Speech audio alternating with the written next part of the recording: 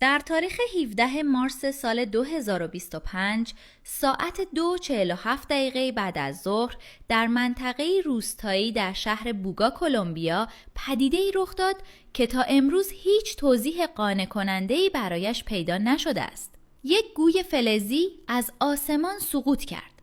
شدت برخورد آنقدر زیاد بود که انتظار می‌رفت گوی متلاشی شود. اما وقتی مأموران به محل حادثه رسیدند با جسمی روبرو شدند که گویی از قوانین فیزیک سرپیچی می‌کرد. سطحی کاملا صاف، بدون هیچ درز، جوش یا محل اتصالی. فلز ناشناخته با نشانه‌هایی حک شده بر روی آن.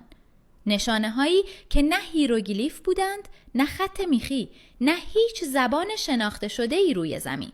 در ماه‌های بعد گوی به مراکز تحقیقاتی مختلف منتقل شد. پرتوهای اکس ری ساختاری عجیب را آشکار کردند. 3 پوسته کروی تو در تو شبیه به عروسک‌های روسی. در فضای میان این لایه‌ها 9 ریزگوی کوچکتر شناور بودند و در مرکز تراشه‌ای بسیار ریز که هیچ دستگاهی قادر به شناسایی جنس یا منبع آن نبود. در حالی که تحلیل‌ها ادامه داشت، یکی از پژوهشگران پیشنهادی داد که مسیر تحقیقات را تغییر داد.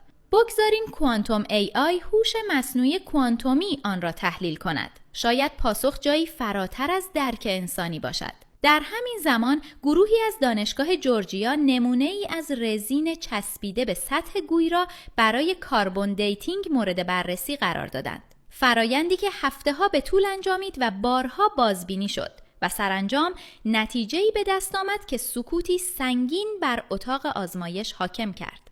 طبق بررسی‌های انجام شده، قدمت این جسم فلزی مرموز حدود 12560 سال برآورد شده است.